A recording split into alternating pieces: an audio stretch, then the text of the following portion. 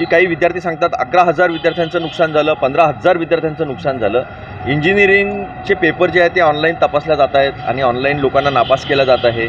नापास केल्यानंतर त्यांना टेलिग्रामवरनं मेसेज जातात आहे की तुम्ही एवढे पैसे द्या, तुम्हाला पास करून देतो. ग्रेस मार्कचा प्रश्न आहे.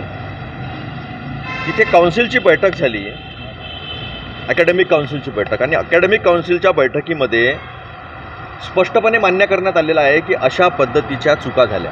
आता अनेक विद्यार्थ्यांचे रिव्हेरिफिकेशनचे निकाल लागलेच नाहीत, पण दुसरी परीक्षा होऊन गेली, त्यामुळे त्यांना निकाल उद्या पॉझिटिव्ह लागला तर मग काय करणार? विद्यार्थी विचारायला गेले, त्यांना सांगतात की तुमचा निकाल पॉझिटिव्ह लागणार नाही.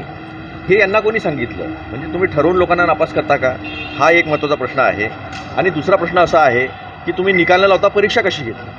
आणि मग तुम्ही स्वतः तुमच्या अकॅडमिक काउन्सिलच्या मीटिंगमध्ये हे मान्य करता की ते डॉक्युमेंट माझ्या हातात आलेलं आहे, ती प्रेस नोट तुम्हाला थोड्या वेळाने आमची भेटूनच जाईल.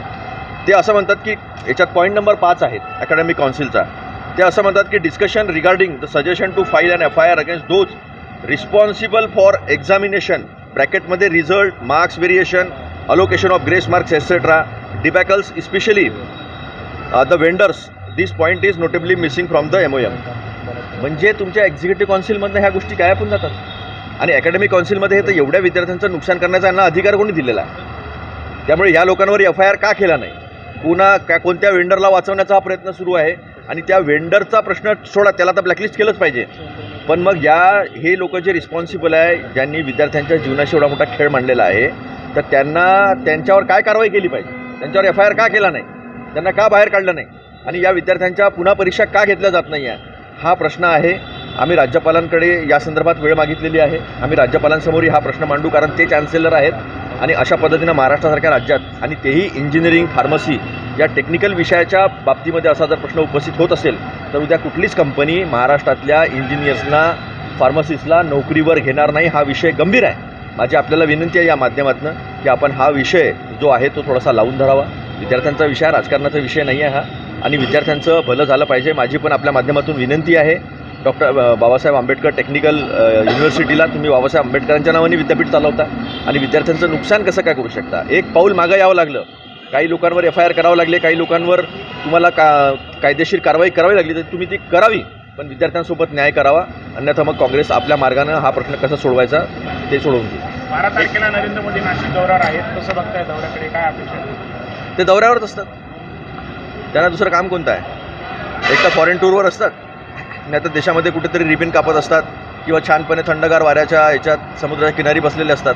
आणि मग ते आल्यानंतर तिथले आयलंड कोण कोण घ्यायला जातं ते आता लवकरच आपल्या लक्षात येईल. मुंबई पोलीस दलातील मोटर वाहन डिपार्टमेंटमध्ये काम करणाऱ्या 8 महिला ज्या पोलीस शिपाई आहेत, त्यांनी एक लेटर बॉम्ब टाकला आहे. मुख्यमंत्री, उपमुख्यमंत्र्यांना पत्र लिहिलं आहे. त्यात त्यांनी अत्यंत गंभीर असे आरोप केले आहेत. वरिष्ठ अधिकारी बलात्कार करतात असे गंभीर आरोप त्यामध्ये आहेत. हा गंभीर प्रश्न आहे. आपण जर महिलांना नोकरीच्या ठिकाणी, आणि तेही मोटर वाहनसारख्या डिसिप्लिन फोर्समध्ये जर आपण सुरक्षित ठेवू शकत नसेल तर मग आपल्याला थोडी या सरकारला लाज वाटली पाहिजे.